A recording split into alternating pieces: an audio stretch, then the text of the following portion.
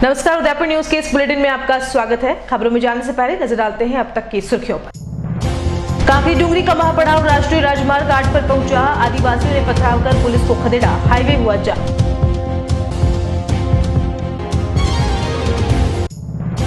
शहरी सरकार पर पड़ी कोरोना की नजर। 3 पार्षद हुए संक्रमित। निगम के द्वार फिर बंद।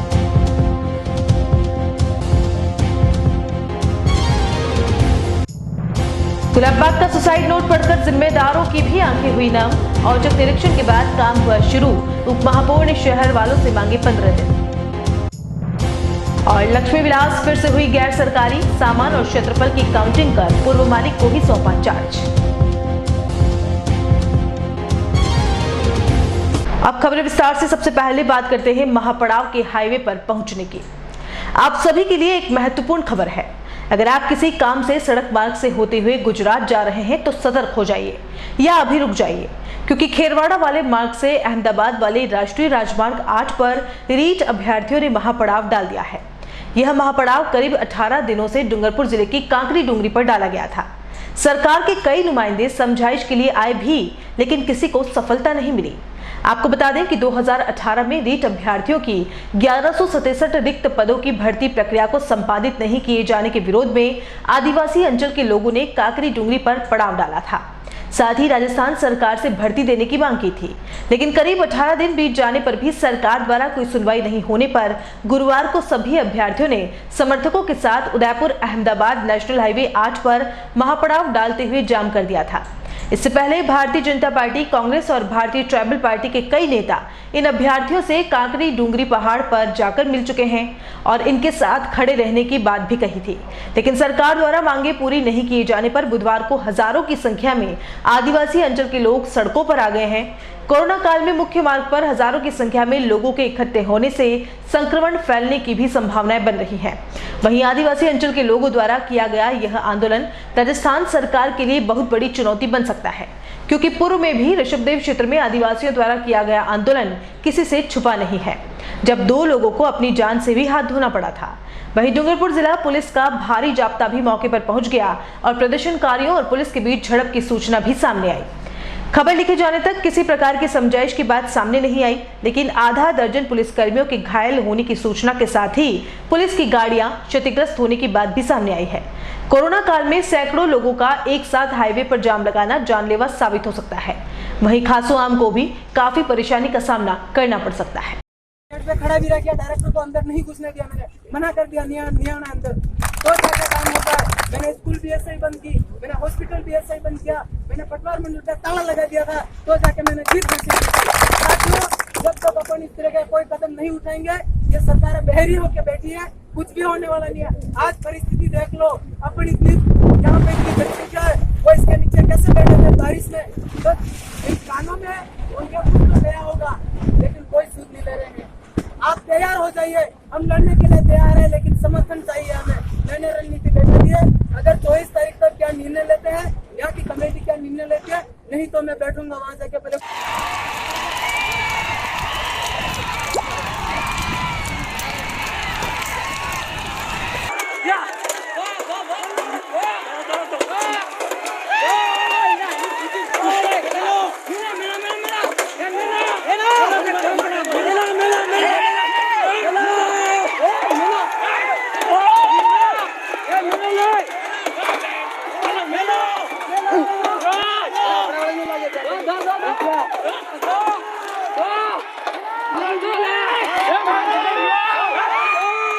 भिलवाड़ा नगर विकास न्यास में सचिव पद पर संजय शर्मा ने पदभार संभालते ही राज्य सरकार की योजनाओं को धरातल पर उतारने का प्रयास शुरू कर दिया है।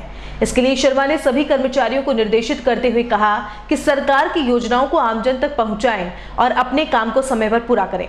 इसके साथ ही यूआईटी के ऑनलाइन कार्यों को समय से पहले पूरा किया जाए, जिससे कि आमजन को राहत मिल सके। यूआईटी सचिव संजय शर्मा ने कहा कि हमारा प्रथम लक्ष्य यही है कि आम आदमी बार बार चक्कर न लगाए और तय तारीख पर उसका काम पूरा हो जाए।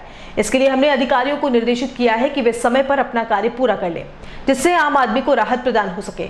यहाँ पर आने वाले आम आदमी को संपूर्ण जानकारी देने के लिए एक पूछताछ केंद्र बनाया जाएगा। देखिए, हम ये चाहते हैं कि जो भी आम व्यक्ति है जिसका यूआईटी में कोई भी काम होता है, उसको यूआईटी के चक्कर न लगना पड़े। और यूआईटी का ज़्यादातर काम है वो हम कोशिश कर रहे हैं कि जल्दी से जल्दी उसको ऑनलाइन कर दिया जाए। अभी भी काफ़ी हमारा जो है हम ऑनलाइन है, जैसे नाम परिवर्तन के मामले हैं, लीज डीड के मामले हैं, अपने को नक्शा जो हम यहाँ से भवन निर्माण स्वीकृति लेते हैं, और भी कई सारे वो ऑनलाइन हैं। पर हम पहली बात तो ये कि जो अभी हमारे ऑनलाइन हैं उनको हम इफ़ेक्टिव तरीके से करें। अगर किसी ऑनलाइन काम की मैक्सिमम अवधि है वो 30 दिन है, तो हम ये चाह रहे हैं कि वो हम 15 दिन में ही उसको डिलीवर कर दें। तो इसके लिए मैंने सभी जो सेक्शंस हैं उनको इस बारे में निर्देशित किया है कि ऑनलाइन जो पेंडेंसी है वो किसी भी स्थिति में उसकी जो तय सीमा है उससे पहले ही उसको जो व्यक्ति ने अप्लाई किया है उसको डिलीवर हो जाए।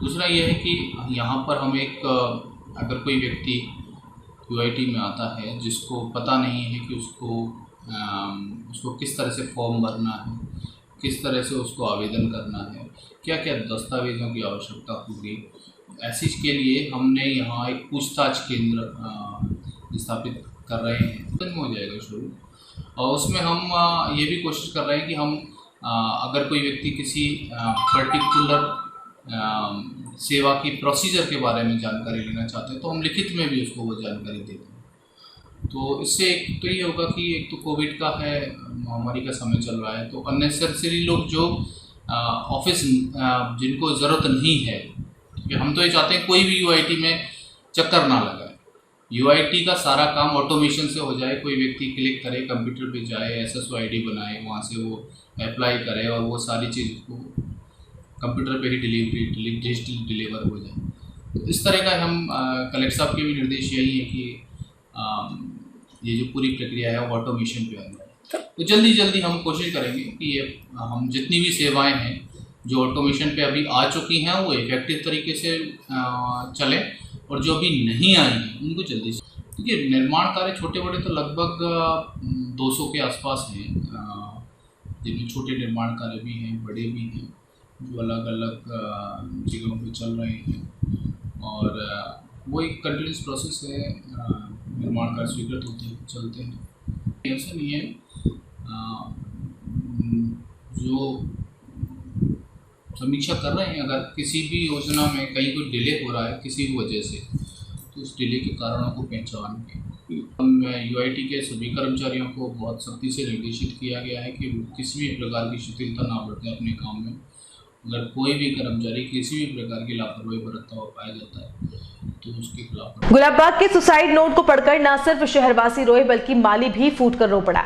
जी हाँ, हमें भी ऐसा लगा कि यह भावनात्मक बातें प्रैक्टिकल लोगों के किस काम की, लेकिन यह सुसाइड नोट निगम के जिम्मेदारों के दिलों में संवेदनाओं को जगाने में भी सफल रहा और उन्हें भी अपने बचपन की याद दिला गया। गुलाबबाग शहर के बीचों बीच नगरवासियों की सेहत का ध्यान रखते हुए महाराजा सज्जन सिंह ने एक बाग बनवाया था, जिसे सज्जन निवास के नाम से जाना जाता था, लेकिन बाद में उसे गुलाबबाग नाम दिया गया।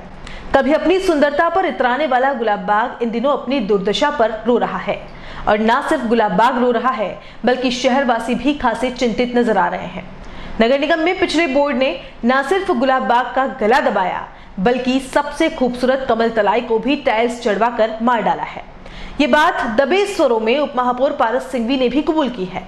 शहर की धड़कन और ऑक्सीजन का सबसे बड़ा हब गुलाबबाग के सुसाइड नोट को जब उदयपुर न्यूज ने प्रसारित किया था तो उसके बाद हमारे पास भी कई फोन आए और कई शुभचिंतकों ने गुलाबबाग की दुर्दशा पर संवेदनाएं प्रकट करते हुए इसका सीधा जिम्मेदार नगर निगम उदयपुर को बताया है। हम भी आपसे वादा करते हैं कि गुलाबबाग की दुर्दशा का पटाक्षेप जरूर करेंगे। गुलाबबाग का सुसाइड नोट पढ़ने के बाद निगम के जिम्मेदार भी जागे और अगले ही दिन कमल तलाई के ओवरफ्लो होने वाले पानी की निकासी के लिए पत्थर भी डलवाते हुए सड़क पर बहने वाले पानी की व्यवस्था को दुरुस्त करने का आश्वासन दिया है। ये सब बताने से पहले आपको बताते हैं कि आखिर गुलाबबाग के सुसाइड नोट ने शहरवासियों के दिलों पर क्या असर छोड़ा है। फिर मिलवाएंगे निगम के जिम्मेदारों से जो 15 दिन में गुलाबबाग को पुराना स्वरूप दिलाने का आश्वासन दे रहे हैं। जब कभी हम छोटे थे तो घूमने के लिए गुलाबबाग जाया करते थे, ऑक्सीजन स्पॉट था वो और एक ऑक्सीजन हब था। आज गुलाबबाग की दुर्दशा ऐसी हो चुकी है कि उनको निजीकरण के नाम पे अलग अलग तानियाँ, चारों तरफ बाउंड्री बना दी गई है, उनके जालियाँ लगा दी गई है, उनकी छोटी छोटी वाटिकाओं में बांट दिया गया है और बड़े बड़े उद्योगों को एक गोद प्रथा के नाम पे उनको बेचान किया जा रहा है, एक तरह से कह सकते हैं। जो नगर निगम की बैठकों में जाते हैं मेवाड़ के बड़े नेता, उनसे हाथ जोड़ के विनती है, उदयपुर की जनता बहुत दुखी है, बहुत परेशान है। अब अत्याचार बंद करो मेरे मालिक। सड़कों का लेवल ऊपर आ गया, कहीं कहीं कहीं सीमेंट लगा के आपने गार्डन बना लिया, लोहा लगा दिया, ऐसे करके बगीचे में जालियाँ लगा दी, लोगों का आना जाना कम हो गया। ऐसे कई कारण हैं और इसका सीधा दोषी अगर है गुलाबबाग में पानी भर रहा है तो नगर निगम इसका दोषी है। आज भी स्थिति यह है कि गार्डन के चारों ओर जालियाँ लगाई जा रही है। वो जालियाँ आज दिन तक किसी को भी समझ में नहीं आ रही है कि गुलाबबाग के अंदर जालियाँ क्यों लगाई जा रही है। जालियाँ लगा के इनका मकसद ये है कि विभिन्न संस्थानों को वो दे देंगे, वहाँ ताला लग जाएगा, उनकी चाबियाँ हो जाएगी। और सबसे बड़ी बात यह है कि पूरे गुलाबबाग को लोहेमय जालियों से कर दिया गया है। कहा जाता है, ऐसा मैंने सुना है कि लोग कहते हैं कि लोहे के काम में सबसे ज़्यादा कमीशन मिलता है, फ्री हैंड काम है, ताकि जैसा हुआ वैसा कर दें। यहाँ पे गुलाबबाग का बर्बादी करने का काम ये नगर निगम बोर्ड कर रहा है। और जहाँ तक इसका सबसे बड़ा गुनहगार दोषी कौन है, माननीय गुलाब चंद जी कटारिया, जिनके नेतृत्व में ये बोर्ड काम करता है, वो और उनके जितने भी नीचे वाले पदाधिकारीगण है जो बोर्ड में रहे हैं, वो सारे दोषी हैं इसके गुलाबबाग की बर्बादी के लिए। गुलाबबाग और मेरे बीच में आई कांटेक्ट है, 50 कदम की दूरी है। जिस गुलाबबाग को देखकर मैंने अपना बचपन, शैशव अवस्था से लेकर बचपन, युवा अवस्था और आज अधेड़ तक का जो सफ़र तय किया है, उस गुलाबबाग में और आज गुलाबबाग में बहुत फ़र्क है। तत्कालीन गुलाबबाग जो था वो इतना हरा भरा था, कीकर, जामुन, आम और दुनिया भर की जड़ी बूटियों से आच्छादित था, जहाँ पे पशु पक्षी, वाइल्ड लाइफ और इतनी सारी प्रजातियाँ वहाँ थी जिनको देखने के लिए न केवल राजस्थान बल्कि भारत और स्वदेश और विदेशों से लोग आते थे और वहाँ पर रिसर्च होते थे। लेकिन पिछले 20-22 सालों में लगातार उसमें व्यावसायिक गतिविधियां होती रही। पहले आर्य समाज मंदिर को दिया, उसके बाद अंदर व्यावसायिक गतिविधियां शुरू की, फिर किसी एक आदेश के तहत वहां पर बैरिकेड लगाए गए, बच्चों की ट्रेन वहां पर रोक दी गई और उसके बाद लगातार गुलाबबाग का हास जो हुआ है, लगता है जैसे वो आत्महत्या कर रहा है। इसका जिम्मेदार नगर निगम है। नगर निगम के दोनों अधिकारी हैं। नगर निगम ने पिछले लंबे समय से जब से पीडब्ल्यूडी से इनके पास आया है, तब से गुलाबबाग को एक आय का स्रोत मान लिया है। गुलाबबाग की परंपरागत एक नहर थी जो यहाँ से निकल करके चंपाबाग तक जाती थी और आयड नदी में जाती थी, उसको इन्होंने ब्लॉक कर दिया। दरबार ने इसके पूर्ण गुलाबबाग के पूरे अलाइनमेंट को सही व्यवस्थित तरीके से बना करके और ये नहर निकाली थी। इन्होंने जिस दिन से इस नहर को बंद किया एक भूमाफिया के कारण, तब से इस गुलाबबाग का हरा भरापन खत्म होने लग गया, इसमें सड़ान मारने लग गई, इसमें पानी का चारों तरफ पानी भरने लग गया। इन्होंने 2-3 तरफ पानी को निकालने की कोशिश की, लेकिन वो कोशिश कामयाब नहीं हो पाई। अब भी इनमें अगर अक्ल आ जाए, अगर उस पूरा परंपरागत नहर को वापस चालू कर देंगे तो मैं समझता हूँ गुलाबबाग की दुर्दशा सुधर जाएगी। ये तो बस कुछ झलकियां थी जो हमने आपको दिखाई हैं। इसे देखकर आपको यकीन हो गया होगा कि गुलाबबाग की बर्बादी का कारण कौन है। हम वादा करते हैं कि गुलाबबाग को पुनः पुराना स्वरूप दिलाने में लोकतंत्र के चौथे पाए के रूप में अंत तक खड़े रहेंगे। आपको बता दें कि स्वच्छता सर्वेक्षण में पहले पायदान पर आने के बाद बीजेपी समर्थित डूंगरपुर के सभापति के गुप्ता को राजस्थान सरकार ने स्वच्छता का ब्रांड एम्बेसडर बनाया था और अब उन्हें उदयपुर की स्वच्छता को संवारने के लिए अधिकारी बनाकर भेजा गया है। के गुप्ता जल्द ही शहर को संवारने में अपना योगदान देंगे और अपनी पहली प्राथमिकता गुलाबबाग को दी है। उन्होंने कहा है कि जिस तरह से राजा महाराजाओं के समय गुलाबबाग अपने मूल स्वरूप में था, उसी तरह से इसे फिर से संवारा जाएगा और वह दिन दूर नहीं जब पूरा गुलाबबाग विभिन्न प्रकार के गुलाब की सुगंध से महक उठेगा। वहीं गुरुवार को नगर निगम की टीम ने भी गुलाबबाग का दौरा किया और शहरवासियों से 15 दिन की मोहलत मांगते हुए कहा है कि इतने दिन सब्र रखा है तो कुछ दिन का समय और दें। 15 दिन में निगम की टीम गुलाबबाग को फिर से जिंदा करने का आश्वासन दिलाती है। उप महापौर पारस सिंघवी ने बताया कि बच्चों की ट्रेन शुरू करने के लिए गैराज समिति अध्यक्ष को निर्देशित कर दिया गया है। जल्द ही गुलाबबाग में फिर से बच्चों की ट्रेन शुरू कर दी जाएगी। सिंघवी के दावों पर हमें भी विश्वास है, क्योंकि जिस तरह से वे भारतीय जनता पार्टी में पारस पत्थर बनकर उभरे हैं, उसी तरह से गुलाबबाग के लिए एक बार फिर पारस पत्थर साबित होंगे। क्या कुछ कहा उप महापौर पारस सिंघवी ने, ये बताने से पहले आपको दिखा देते हैं कि आखिर क्या था गुलाब बाग का सुसाइड नोट और क्यों शहर के लोगों के दिलों में घर कर गया। अब निगम में बैठे प्रैक्टिकल लोगों के दिलों तक भी गुलाब बाग के आंसुओं की धार पहुंच चुकी है। मैं गुलाब बाग हूँ, मेवाड़ की सुगंध हूँ मैं, मुझ में समाया है विरासत का अकूत खजाना। मेवाड़ राजवंश के महलों की तलहटी में नगर वासियों की सेहत का रखवाला रहा हूँ मैं। हाँ, केवल एक शेरगाह ही नहीं, ज्ञानार्जन का केंद्र भी हूँ मैं। मेवाड़ राज्य का पोथी खाना हूँ मैं, मुझ में ही बसा है सरस्वती पुस्तकालय। महर्षि दयानंद सरस्वती के सत्यार्थ प्रकाश का रचना स्थल रहा हूँ मैं। मेरे वृक्षों की ठंडी छांव में बैठकर कई साहित्यकारों ने अपना साहित्य सृजन किया है। एक गौरवमयी इतिहास का एकमात्र जीवित गवाह हूं मैं। गुलाब बाग हूं मैं। मेरी जड़ों में इस शहर का इतिहास समाया है। मैंने सत्ताएं उलटते पलटते देखी हैं। मेरे पुराने दरख्तों पर कई आंधी तूफान के निशान आज भी मौजूद हैं। कभी मेरी बाहों में शेर चीतों की दहाड़ें हुआ करती थी। हिरन कुलांचे मारते, भालू बंदर अटखेलियां करते। स्कूल की छुट्टी होने के बाद बच्चे मगरमच्छ को धूप सेकते देखने आते। मोर पपीहे नाचते गाते, तब मैं खुश रहा करता था। मैं जीना चाहता हूँ, मुझे इंतजार है। मेरी फिजाओं में बहार का मुझे इंतजार है। बच्चों की किलकारियों का, सावन के झूलों और पक्षियों की कलरव के बिना मैं अधूरा हूँ। मैं आजाद रहना चाहता हूँ। मैं उन शहरवासियों की आवाजाही चाहता हूं जो मेरे पेड़ों की छांव में बड़े हुए हैं, जिन्होंने कीकरवाड़ी से कीकर तोड़े हैं, जिन्होंने सड़क पर गिरे धूल भरे जामुनों को सिर्फ झटक कर खा लिया है। मुझे इंतजार है उनका जिन्होंने मेरे बागों में लगे पेड़ों से आम तोड़कर अपने परिवार के साथ बैठकर खाए हैं। मैं वापस आबाद होना चाहता हूं। मैं फिर से जिंदा होना चाहता हूँ। आज भी मेरे आसमान में पिछोला से ठंडी हवाएं तो आती है, पर अब मुझे वो इतनी अच्छी नहीं लगती, क्योंकि मेरा घर तो टूट सा गया है। मैं अपनी वीरानी पर हताश और निराश खड़ा टकटकी लगाए उस दिन का इंतजार कर रहा हूँ जब ये बगिया फिर से गुलजार हो, फिर से सुखिया सोमवार के मेले लगे, फिर से मेरे पुस्तकालय में पढ़ने वालों की भीड़ जमा हो, फिर से गुलाब की टहनियों पर नई कलियां मुस्कुराने लगे। कोई है जो मुझे पुराना गौरव फिर से दिला सके। टूटती सांसों से उसी का इंतजार कर रहा हूं। हाँ, मैं गुलाब बाग हूं और अभी बर्बाद हूं। आज प्रातः गुलाबाग के अंदर मैं स्वयं नियमित रूप से जाता हूं, आज भी स्वयं गया।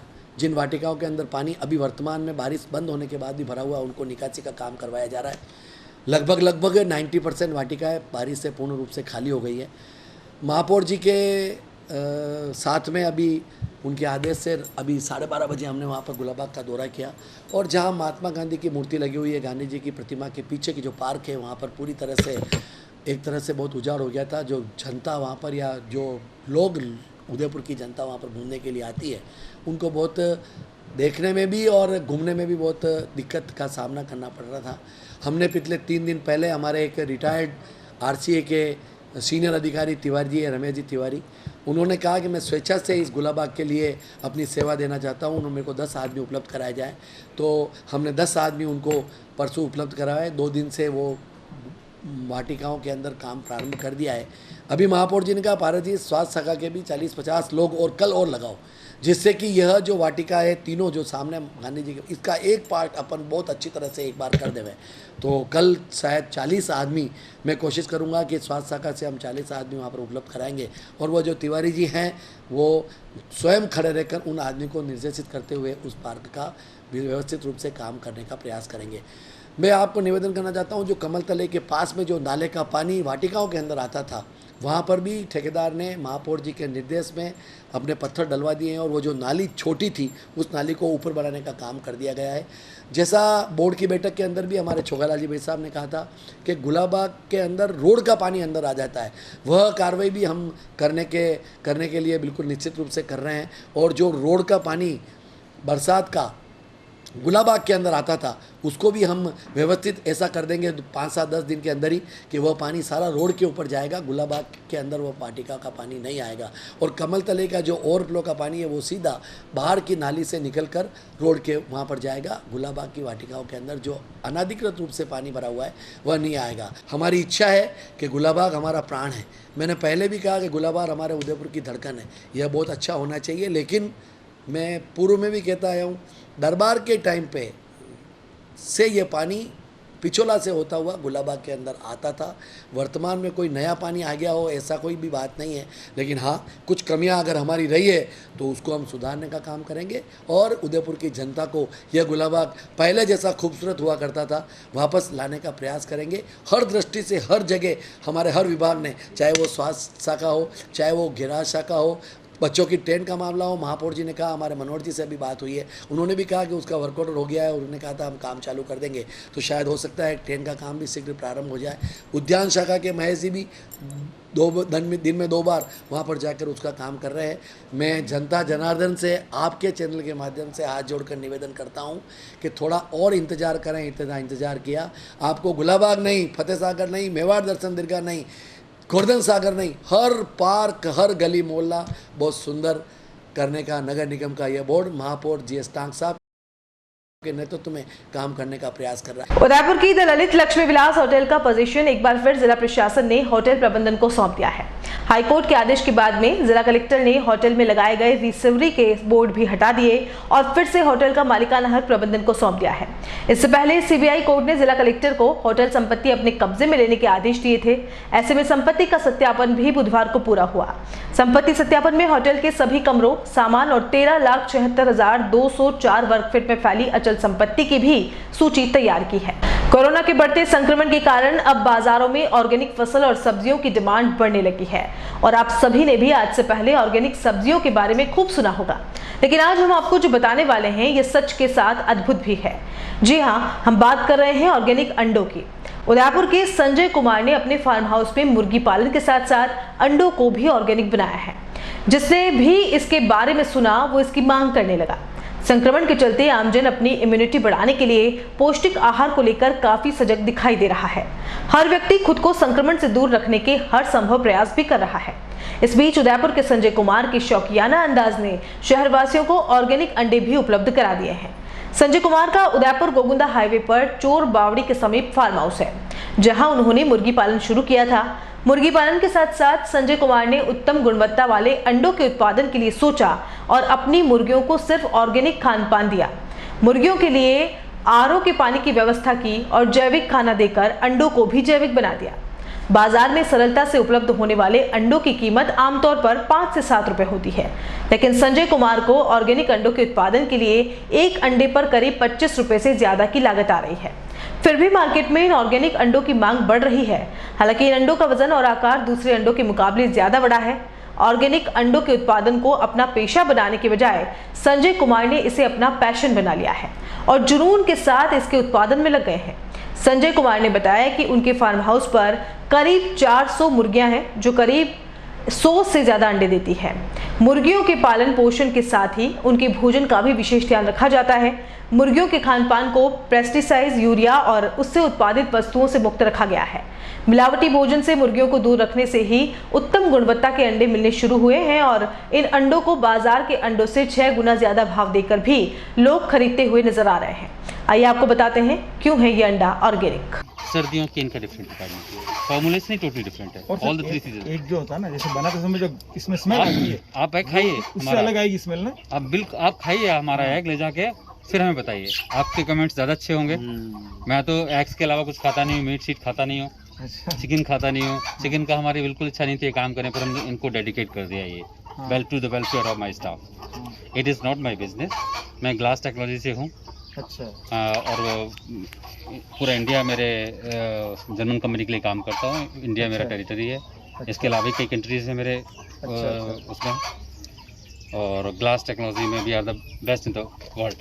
तो क्या बनाते हैं glass technology? Machinery plant for जगह थी, तो इसको मेंटेन करने के लिए already it was like 50-60,000 every month. Then I used to eat eggs from buy eggs from there Upkar. वो लोग कहीं से जयपुर से मंगाते थे, वो बंद करके चला गया, उसे बंद मिले नहीं। तो ये बात बहुत पुरानी है, 2017 की होगी शायद। तो मुझे लगा कि यहाँ कोई है नहीं, तो एक ये करके देखते हैं।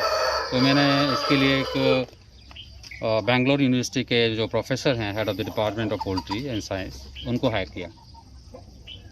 तो वहाँ विजिट भी की उन्होंने 2-3 बार, तो उनकी गाइडेंस में फिर आई सेट अप दिस वन।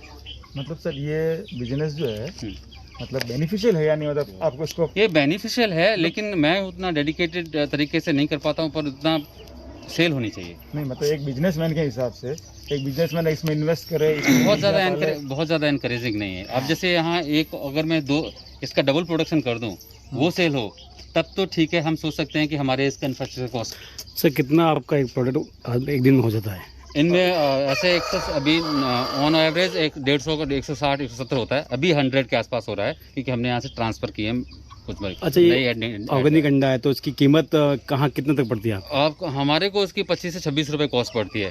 क्या कारण है? कारण एक तो फीड बहुत एक्सपेंसिव है। जो हम फीड इसमें 70 to 80% जो कॉस्ट आती है इसमें, वो है फीड की, जो हम कंप्रोमाइज़ नहीं कर सकते। किस तरह का फीड? ये टोटली ऑर्गेनिक स्टफ से बना हुआ है फीड, और ये नॉन सर्टिफाइड ऑर्गेनिक फीड है। जामनगर की कंपनी हिंदुस्तान फीड करके, दे आर वेल नोन, और मैक्सिमम का 99% एक्सपोर्ट है। I think I am the only buyer in India. मेरे क्या तो आपको अंदाज होगा उस फीड में क्या चीज़ होती है? ग्रेन्स हैं या? उसमें सारी कुछ हैं, वो दे बैलेंस इट। जैसे बरसात में हैं जो बरसात की अवेलेबल चीज़, जैसे उसमें ग्रेन्स, मक्की भी हो गई, सोयाबीन भी होता है, मिनरल्स भी होंगे, फ्लैक्स सीड्स भी होते हैं, मिनरल्स भी होते हैं, कैल्शियम भी होता है। तो वो नेचुरल सोर्सेज से ही लेते हैं उसको। अच्छा, कहीं सर्टिफाइड किया है इसको कि ऑर्गेनिक अंडा ही है? नहीं, मैं सर्टिफाइड करने के वो क्या है, मतलब वैसे ही बहुत ज़्यादा एक्सपेंसिव है ये। अगर मैं सर्टिफिकेशन पे जाऊँगा तो फीड का कॉस्ट बढ़ जाएगा, एग का कॉस्ट बढ़ जाएगा, उसका एक एक्सपेंसेस जो एक फिक्स है चार्जेस, वो आएंगे। तो मैं सोचता हूँ कि हम लोगों को खिला रहे हैं यहाँ पे, तो विश्वास से खिला रहे हैं, और हम कंप्रोमाइज़ नहीं कर सकते क्वालिटी में। क्यों? बंद कर सकते हैं, पर उल्टा सीधा नहीं कर सकते। अगर ये नहीं चलेगा तो बंद कर देंगे। वजन कितना होगा एक अंडे का? अब ये 60 to 70 ग्राम तक, 85 तक जाते हैं, तो कोई रेयरली 50 ग्राम का भी होता है। नहीं, वो 100 तक कौन से सीजन में आता है? सर्दी में कभी भी आता है, कोई भी मुर्गी दे सकती है। और बाकी जो नॉर्मल जो अंडा आता है उसका कितना वेट होता है? 40 देसी अंडे का 45 ग्राम देसी अंडे का, उसका डबल है, मतलब डेढ़ा कह सकते हो। ऐसा देखो, वो 20 रुपए का मिलता है, तो मेरा 30 रुपए का तो वैसे ही हो जाना चाहिए देसी वजन के हिसाब से। मैंने एक बार देखा, लेके आया था कहीं से खरीद के, देखूं क्या है सिटी से, वो देसी अंडे, तो 20 रुपए के हिसाब से उसने दिया। मैंने उनको वेट किया, पहले तो वेट में वो इसका मतलब 1.5 गुना उससे। दूसरा क्वालिटी है ना। तो आप अगर 12 रैंडमली मैं क्या करता हूँ, पैकिंग भी रैंडम है, क्योंकि अगर हम जंबो, मीडियम और ये सब सिलेक्ट करें तो एक हेडेक है। तो हमारा टारगेट ये रहता है कि जो कस्टमर एक उसमें सब साइज हो, किसी को ऐसा नहीं हो कि सब छोटे उसको चले जाएं, बड़े उसको चले जाएं, ऐसा रहता है। तो वो रहता है, तो नॉर्मली लोगों को आज तक कोई शिकायत नहीं। क्वालिटी वाइज कंपैरिजन आपने किया इसका, तो क्वालिटी वाइज क्या डिफरेंस मिला? क्वालिटी वाइज तो डेफिनेटली बहुत ये तो हेल्दी है, 100%। We follow the vaccination also time to time. और चूँकि खाने पीने में जैसे कि हमने बताया, एपटेक का हम मिनरल्स एडिशनली अगर ज़रूरत होती है मिनरल्स लेते हैं एपटेक से, और विटामिन भी उन्हीं के लेते हैं। It is German company, 100% certified organic. This is the only certified stuff we buy from Aptech. एक ये है कि आपको जैसे मान लो कभी प्रोडक्शन हुआ अंडों का, इसके अलावा एक्सक्यूज मी, इसके अलावा यहाँ से जो सीजनल वेजिटेबल्स जैसे कद्दू है, कद्दू खिला रहे हैं। आप जानते हैं कद्दू कितना फायदेमंद होता है हम सब के लिए। ऐसे ही जैसे दूसरी चीजें हैं, गोभी है, लौकी तो रियली जब कद्दू खिला रहे तो लौकी भी खिला हाँ खिला, बहुत सारी जो अपने फार्म से जो भी बचता है वो वेजिटेबल खिला रहे हैं, वो खाती है। नहीं, मेरा पूछने का मतलब ये सर के उदयपुर नगर निगम का मुख्य द्वार एक बार फिर से बंद कर दिया गया है।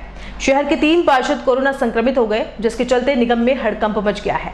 ऐसे में निगम कार्यालय में कामकाज तो हो रहा है, लेकिन बाहरी आगंतुक पर पाबंदी लगा दी गई है।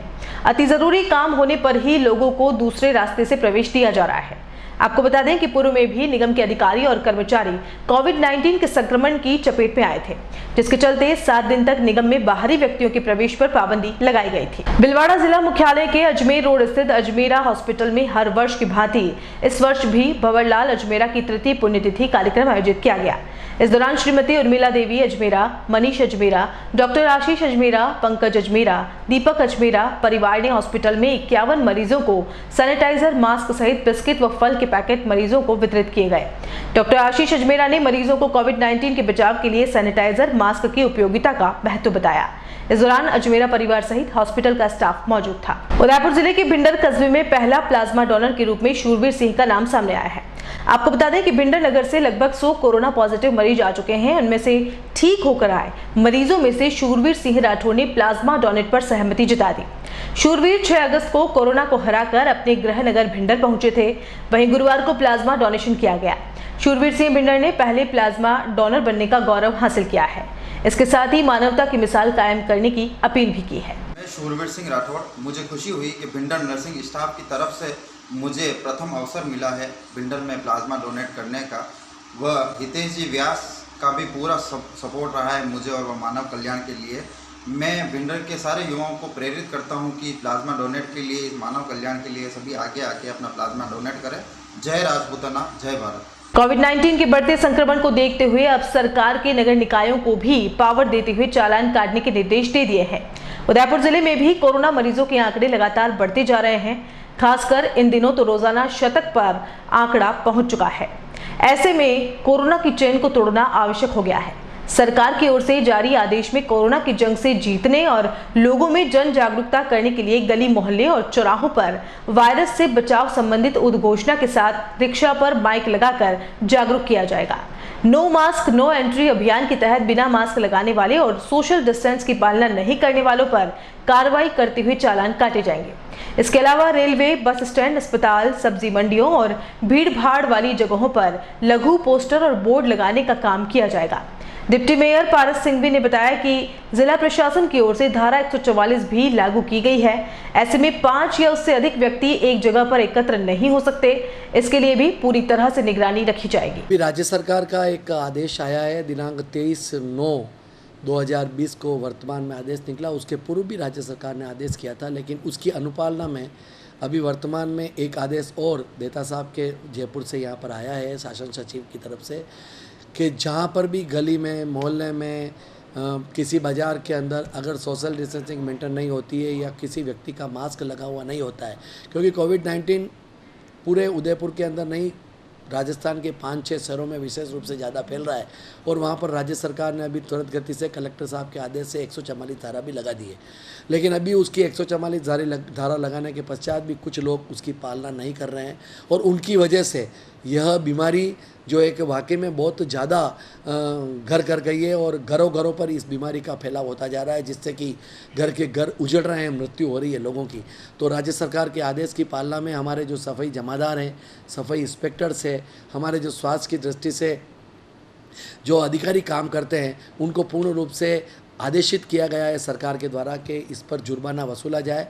और यह हम निश्चित रूप से कोशिश करेंगे कि कल से ही इसकी अनुपालना में हम यह कार्य जारी करवा देंगे। हमारे सभी इंस्पेक्टर्स और जमादार को पाबंद कर देंगे कि किसी भी कीमत के अंदर सोशल डिस्टेंसिंग अगर मेंटेन नहीं हो रही है, मास्क लगा हुआ नहीं है और वह व्यक्ति अगर मान लो खांस रहा है या उसको बुखार है, तो उसको तुरंत प्रभाव से उसके ऊपर जुर्माना लगा कर उसको हॉस्पिटल पहुंचाया जाए या उसकी शिकायत निश्चित रूप से आगे विभाग को की जाए। इसमें स्पष्ट रूप से आदेश के अंदर यह भी लिखा हुआ है कि इसकी रोज़ अपडेटिंग वीडियो कॉन्फ्रेंसिंग के माध्यम से और प्लस सोशल डिस्टेंसिंग में व्हाट्सएप के माध्यम से वह सारी जयपुर में इसकी आगे भिजवानी पड़ेगी अधिकारियों के थ्रू।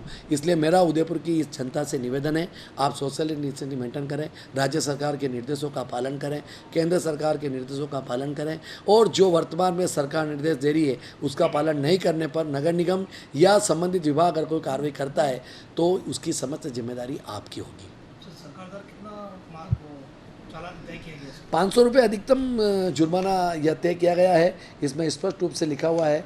और हम ये चाहते हैं कि किसी व्यक्ति के 500 रुपये जुर्माना नहीं लगे, ये 700 रुपया, जैसे इसमें साइकिल 2 रुपया, 2 पहिया वाहन 5 रुपया, मासिक शुल्क, ये तो अलग अलग शुल्क इस पर तय किया गया है। जो व्यक्ति गरीब है उसको भी ध्यान में रखते हुए उसके ऊपर उनको छोड़ दिया है अधिकारियों को। लेकिन मेरा ऐसा कहना है कि किसी गरीब व्यक्ति के 700, 500, 2 रुपया, 10 रुपया नहीं लगे, लेकिन राज्य सरकार के आदेश की पालना तो आपको करनी ही है। और बुलेटिन में यहाँ रुकेंगे एक ब्रेक के लिए, आप देखते रहिए उदयपुर न्यूज। देव एविएशन राजस्थान का नंबर 1 एविएशन इंस्टीट्यूट। अगर आप एविएशन में अपना करियर बनाने की सोच रहे हैं तो देर न करें, आज ही चले आइए देव एविएशन, क्योंकि यहाँ आपको मिलेगा अनुभवी अध्यापकों द्वारा अध्ययन, अंतर्राष्ट्रीय स्तर के मानक प्रमाणित संस्थान, समय समय पर एयरपोर्ट विजिट द्वारा अध्यापन, इंटरव्यू की तैयारी के लिए विशेष कक्षाएं, courses offered, airport ground staff, airport hospitality management, air hostess या flight steward, hospitality, airline ticketing, 100% job assistance के साथ हमारी नई ब्रांच अजमेर में भी ओपन हो रही है। देर न करें, आपका भविष्य आपका इंतजार कर रहा है। Hello, I am G.S. Sisodia. Dev Aviation Academy is the best academy in the Rajasthan. We are providing expert faculties and airport visits for mock interviews. Basically क्योंकि हमारा मोटो रहता है स्टूडेंट्स को 100% प्लेसमेंट का, तो उसी अकॉर्डिंग हम लोग जो है बच्चों का training, practical sessions, theoretical sessions और फैकल्टीज़ के थ्रू पूरा ट्रेनिंग हम लोग बच्चों को प्रोवाइड कराते हैं। और उदयपुर में अच्छी खासी सक्सेस के बाद हमारा अभी जो है इसका 2nd ब्रांच अजमेर में स्टार्ट हो रही है। आज ही विजिट करें Dev aviation academy, 1st floor, syndicate bank, apex house, Oswal plaza के सामने। कॉलेज 9166434612 और 9166434012। राज्य सरकार द्वारा मान्यता प्राप्त 1941 से बालिका शिक्षा में कार्यरत श्री दिगंबर जैन बालिका उच्च माध्यमिक विद्यालय, खिरादीवाड़ा, उदयपुर। प्रवेश प्रारंभ प्ले ग्रुप नर्सरी से 12वीं तक। कला विज्ञान वाणिज्य संकाय RTE में बच्चों का निःशुल्क प्रवेश। कक्षा 1 से ही कंप्यूटर शिक्षा। 10वीं एवं 12वीं बोर्ड परीक्षा परिणाम श्रेष्ठ। अभिभावकों से निरंतर संपर्क। गाइड, योग एवं खेल की सुविधा। प्रयोगशाला, पुस्तकालय कक्ष, कंप्यूटर कक्ष, स्मार्ट कक्षा कक्ष, वाहन सुविधा उपलब्ध। गत वर्ष विद्यालय की 50 छात्राओं को गार्गी पुरस्कार प्राप्त हुआ और विद्यालय की 5 छात्राओं को इंस्पायर्ड अवार्ड प्राप्त हुआ। प्रधानाचार्य Kala Karanpuriya, MA M.Ed gold medalist. Mobile number 7597760526। Phone number 0294242069, 029429400679। AHA airline and hotel management academy, Udaipur का पहला professional aviation management institute. 12th के बाद करियर की चिंता, पहली बार राजस्थान में 12th के बाद साइंस, आर्ट्स, कॉमर्स के स्टूडेंट्स के लिए लाए हैं डोमेस्टिक व international bachelor in aviation, diploma in cabin crew, air hostess, ground staff, security management courses. इन कोर्सेज में एडमिशन लेकर आप अपना बेहतरीन करियर डोमेस्टिक व इंटरनेशनल एयरलाइंस व डोमेस्टिक व इंटरनेशनल एयरपोर्ट पर बनाइए।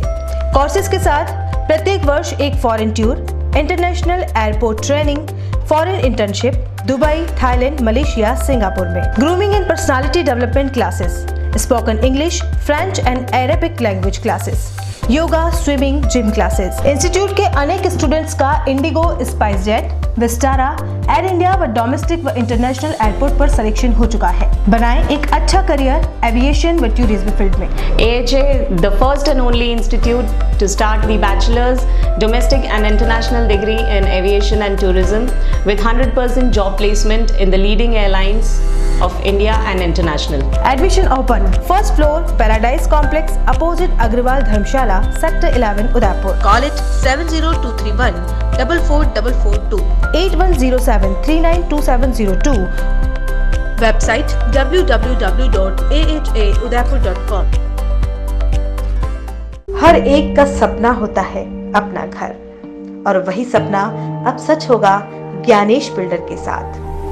ज्ञानेश बिल्डर लाए आपके लिए शांत, सुरम्य और प्राकृतिक वातावरण में 22,30,000 रुपए की लागत से आपके अपने सपनों का घर। प्रधानमंत्री आवास योजना के अंतर्गत 2,70,000 की छूट, free parking, modular kitchen, tubelight, fan, POP fall ceiling, lift with silent generator.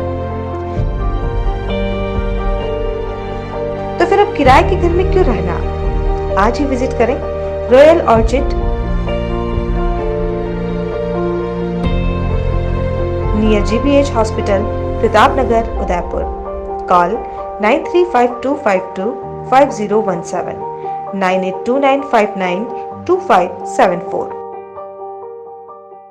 27 वर्षों से आपकी सेवा में पूनम फर्नीचर, ऑफिस, डोमेस्टिक, मॉल्डेड जैसे सभी प्रकार के स्टील और वुडन फर्नीचर के निर्माता और विक्रेता। पूनम फर्नीचर सुप्रीम, गोदरेज, स्पेसवुड, सेलो और गिकेन फर्नीचर के साथ रिफ्रेश मैट्रेसेस की शानदार श्रृंखला।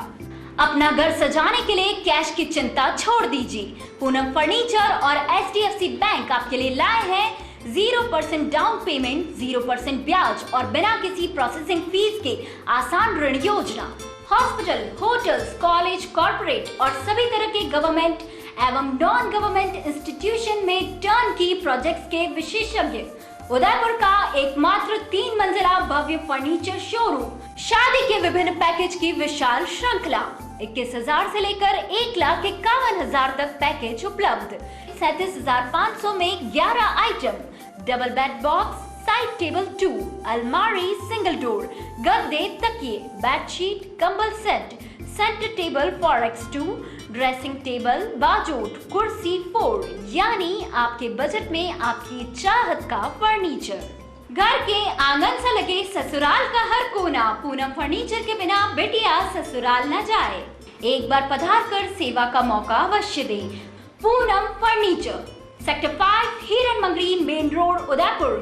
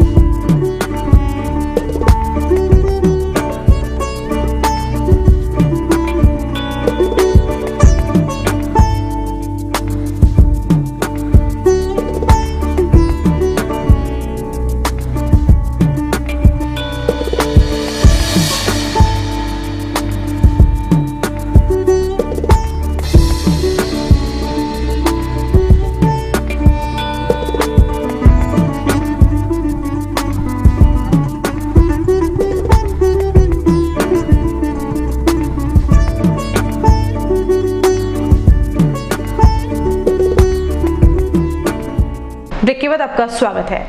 उदयपुर में ट्रेन के आगे कूदकर गुरुवार को एक युवक ने आत्महत्या कर ली। BN कॉलेज परिसर के पीछे बनी रेलवे ट्रैक पर युवक की लाश मिली है। सूचना मिलने पर भोपालपुरा थाना पुलिस ने युवक की लाश को मोर्चरी में रखवाया और परिजनों के आने के बाद पोस्टमार्टम कराकर शव परिजनों के सुपुर्द किया है। मृतक युवक का नाम नरेश है, जो मूलतः राजसमंद जिले का रहने वाला है और उदयपुर में निजी हॉस्पिटल में नौकरी करता था। उदयपुर नगर निगम द्वारा अब 15 वर्षों बाद शहर का सर्वेक्षण प्रारंभ किया गया है। निगम यह सर्वे एक निजी संस्था के माध्यम से करवा रहा है। यही नहीं, इस सर्वे को करने वाली कार्यकारी संस्था स्पैरो सॉफ्टटेक प्राइवेट लिमिटेड ने निगम परिसर में एक ऑफिस भी खोल लिया है। विगत कई समय से नगर निगम में आय बढ़ाने को लेकर चर्चा की जा रही थी, जिसमें पिछली बोर्ड बैठकों में निर्णय लिया गया कि उदयपुर शहर में कई प्रकार के भौतिक परिवर्तन हो चुके हैं। निगम द्वारा भी वर्ष 2005-06 में इसका अंतिम सर्वे करवाया गया था। उसके बाद अभी तक किसी भी प्रकार का सर्वे नहीं किया गया है। ऐसे में निगम क्षेत्र में आने वाले जितने भी नए shopping mall, multi storey complex एवं बड़ी बड़ी दुकानों का निर्माण हुआ है, उन सबको इस दायरे में जोड़ते हुए उनसे नगरीय विकास टैक्स वसूला जाएगा। इस कार्य हेतु निगम ने एक निजी एजेंसी को ये कार्य देने का निर्णय किया है। इसी निर्णय की पालना में निजी संस्था द्वारा उदयपुर शहर के सभी वार्डों में एक साथ कार्य करना प्रारंभ कर दिया गया है। सर्वे टीम द्वारा सबसे पहले उदयपुर के सभी भवनों का भौतिक सत्यापन किया जाएगा। उसी आधार पर डीएलसी दरों एवं राज्य सरकार द्वारा निर्धारित किए गए मापदंडों के अनुसार नगरीय विकास कर वसूला जाएगा। ये पूरा कार्य राज्य सरकार एवं नगर निगम के निर्देशों की पालना करते हुए संपूर्ण किया जाएगा। सर्वे करने वाले सभी कर्मियों पर नगर निगम द्वारा विशेष पास जारी किए गए हैं। इस कार्य के लिए निगम महापौर गोविंद सिंह टांक और उप महापौर पारस सिंघवी ने उदयपुर की आम जनता से अपील की है कि नगर निगम द्वारा करवाई जा रही इस सर्वे में सभी जन सहयोग दें। इसके माध्यम से उदयपुर का सर्वांगीण विकास होगा। नगर निगम द्वारा ऐतिहासिक कार्य किया जा रहा है, जिससे आमजन की भूमिका महत्वपूर्ण है। यूडी टैक्स पहले भी लगता था। राज्य सरकार के निर्देशानुसार यूडी टैक्स ही हमारा आय का एक बहुत बड़ा स्रोत है। करीबन 10 करोड़ रुपए हमारे यूडी टैक्स के मार्फत से एक साल में आते हैं। लेकिन 2005 और 2006 के अंदर सर्वे हुआ और 2005 और 6 के पश्चात 15 वर्ष उदयपुर 4 गुना फैला हुआ है, 3 गुना, लेकिन उसका सर्वे वापस नहीं हुआ है। हमने इसका टेंडर निकाला और टेंडर हमारी जयपुर की एक फर्म ने इसका वर्क ऑर्डर ले लिया है। उसने 3 दिन पहले विधिवत रूप से कार्य भी प्रारंभ कर दिया है। उसकी टीम पूरी सर्वे करेगी और जो कॉमर्शियल एक्टिविटीज़ जहाँ पर हो रही है, जहाँ पर यूडी टैक्स हमें प्राप्त नहीं हो रहा है, उनको नोटिस देकर आग्रहपूर्वक उनसे निवेदन करेगी कि आप अपना यूडी टैक्स जमा कराओ। और लोग स्वेच्छा से, उदयपुर की जनता स्वेच्छा से यूडी टैक्स जमा करवा रही है। और यूडी टैक्स एक बहुत बड़ी राशि, और हमें उम्मीद है, हमारे इस बोर्ड को उम्मीद है कि अगले साल 1 साल के पश्चात जब ये काम स्पीड पे पकड़ लेगा 6 महीने में, तो यह 10 करोड़ की बजाय 20 करोड़ रुपए प्रति वर्ष यह राशि हमें प्राप्त होगी। राजस्थान सरकार के भाषा एवं पुस्तकालय राज्य सेवक राजेंद्र यादव ने गुरुवार को राजसमंद के नाथद्वारा पहुंचकर निर्माणाधीन डिजिटल लाइब्रेरी के निर्माण कार्य का निरीक्षण किया। नाथद्वारा पहुंचने पर यादव का स्थानीय कांग्रेस पदाधिकारियों ने उपरना और माला पहनाकर स्वागत किया। इसके बाद उन्होंने राज्य के सार्वजनिक जिला पुस्तकालय का निरीक्षण किया। यादव के द्वारा इस पुस्तकालय को डिजिटल बनाने के लिए 50 लाख रुपए की राशि दी गई थी। इस दौरान उन्होंने निरीक्षण के बाद निर्माण की ड्राइंग देखी और आवश्यक दिशा निर्देश दिए। उन्होंने बताया कि कुछ समय पूर्व नाथद्वारा दौरे में उन्होंने इस पुस्तकालय में नया हॉल बनाने, महिलाओं के लिए अलग से वाचनालय, आधुनिक फर्नीचर और सुविधाओं के लिए 50 लाख की घोषणा की थी। उसी विकास कार्य का निरीक्षण करने के लिए वे गुरुवार को नाथद्वारा पहुंचे थे। उनकी इस जन कल्याणकारी घोषणा के लिए कांग्रेस जिलाध्यक्ष और नगर पालिका अध्यक्ष सहित पार्षदों ने उनका आभार व्यक्त किया। आज मैं डूंगरपुर के मीटिंग के लिए निकल रहा था और कल हमने प्रोग्राम बनाया कि हम यहाँ हमारी जो यहाँ नाथद्वारा डिस्ट्रिक्ट लेवल की लाइब्रेरी है, इसमें मैं पिछली बार जब आया था तो यहाँ बच्चियों को मैंने देखा था पढ़ते हुए और सुविधा बहुत अच्छी थी नहीं। तो 50 लाख रुपया यहाँ हमने सैंक्शन किया है, जिसमें यहाँ पूरा एयर कंडीशनिंग सिस्टम और ऊपर बैठने की व्यवस्था करीब जो है 150 तो लड़कों की और करीब 60-65 बच्चियों की बैठने की जो है अलग अलग दोनों का जगह यहाँ बन जाएगी। टॉयलेट ब्लॉक हमारे पुराने हो गए हैं, ख़राब से हो गए हैं, वो सारे सुविधा से नए बन जाएंगे और इसको पूरी बिल्डिंग को एक बार पूरा रंग सफाई करा के, और बुज़ुर्गों के लिए हमने ग्राउंड फ्लोर पे रखा है जहाँ हमारे बुज़ुर्ग आके बैठ के अध्ययन कर सकें। एक बहुत एकाकीपन होता है, बहुत पहले ज़माने में बहुत लोग बुज़ुर्ग लोग बाहर बैठ के पढ़ा करते थे, जो धीरे धीरे टीवी ने ख़त्म कर दिया। हम बढ़ावा देना चाह रहे हैं कि भी हमने बहुत सी जगह शुरू किया है कि सुबह शाम बुजुर्ग यहाँ आके न्यूज़पेपर पढ़ें, मैगजीन पढ़ें, जिसका जिस विषय में इंटरेस्ट है वो पढ़े। उसके लिए हमने ये पूरा आज निरीक्षण किया। सर, घोषणा के काफ़ी समय हो गया, अब ये कब तक काम पूरा हो जाएगा? घोषणा तो हो चुकी, पैसा भी आए हुए करीब 4-5 महीने हो गए, और कोरोना की वजह से टेक्निकल इस बिल्डिंग को, पुरानी बिल्डिंग थी, नीचे इसमें बेसमेंट है, बहुत सी चीज़ें थी, उन सारी चीज़ों में जो 6 महीने गए हैं ये कोरोना की वजह से डिले हुआ, और अब बहुत जल्दी इसका काम शुरू हो जाएगा। उदयपुर जिले की सराड़ा तहसील के अदवास गांव से गुजरने वाला आड़िया नाला विभागीय अधिकारियों और जनप्रतिनिधियों की अनदेखी के चलते ग्रामीणों के लिए परेशानी का सबब बन चुका है। गांव को जगत, जयसमंद और उदयपुर से जोड़ने वाले मुख्य मार्ग से होकर गुजरने वाला ये नाला जयसमंद झील में मिलता है। बारिश के दिनों में पूरे उफान पर होने के कारण मुख्य मार्ग भी बाधित हो जाता है और आवाजाही भी बंद हो जाती है। गांव के बीचों बीच मुख्य मार्ग से गुजरने के कारण ग्रामीणों को काफी परेशानी का सामना करना पड़ रहा है। ग्रामीणों का कहना है कि नाले को दुरुस्त करने और इस मार्ग पर एक पुलिया बनाने के लिए कई बार पीडब्ल्यूडी विभाग को लिखित में भी शिकायत की गई है, लेकिन अधिकारियों के कान में जूं तक नहीं रेंगती। कई बड़े अधिकारी और विभाग के जिम्मेदार इसी सड़क से गुजरते हैं, लेकिन आज तक किसी ने इसकी सुध नहीं ली। इस मार्ग पर साल भर पानी का बहाव रहने से सड़क भी फिसलन वाली हो गई है और यहाँ से गुजरने वाले वाहन क्षतिग्रस्त होने के साथ साथ वाहनधारी भी चोटिल हो जाते हैं। ग्रामीणों ने इसकी शिकायत पीडब्ल्यूडी विभाग के साथ कई बार संपर्क पोर्टल पर भी की है, लेकिन हर बार सिर्फ आश्वासन दे दिया जाता है। आज तक कोई सुध लेने वाला नहीं आया। विभागीय लापरवाही से किसी दिन बड़ी दुर्घटना होने की संभावना है। द्रास में हमारे मेन गांव का जो भी नाला है, गत 2 महीने से पानी बह रहा है बारिश का, उसमें जो भी आवागमन है, जो बाइक से कोई भी है, फिसलने का ज़्यादा संभावना है। बहुत बार यहाँ पर हादसा हो चुका है, हाथ पैर टूट चुके हैं लोगों के। हमने कई बार यहाँ पर कोशिश की, लेकिन इसका काम नहीं हो पा रहा है। चलते चलते एक नजर अब तक की सुर्खियों पर। कांकरी डूंगरी का महापड़ाव राष्ट्रीय राजमार्ग 8 पर पहुंचा। आदिवासियों ने पथराव कर पुलिस को खदेड़ा, हाईवे हुआ जाम।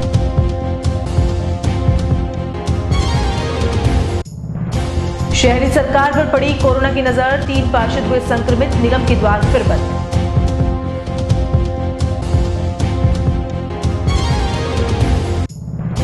गुलाबबाग का सुसाइड नोट पढ़कर जिम्मेदारों की भी आंखें हुई नम। औचक निरीक्षण के बाद काम हुआ शुरू, उप महापौर ने शहर वालों से मांगे 15 दिन। और लक्ष्मी विलास फिर से हुई गैर सरकारी, सामान और क्षेत्रफल की काउंटिंग कर पूर्व मालिक को ही सौंपा चार्ज। उदयपुर न्यूज के इस बुलेटिन में फिलहाल इतना ही। शहर की तमाम हलचल से आपको आगे भी रूबरू करवाते रहेंगे। फिलहाल इजाजत दीजिए कृतिका चौबीसा को और खबरों के लिए देखते रहिए उदयपुर न्यूज। नमस्कार।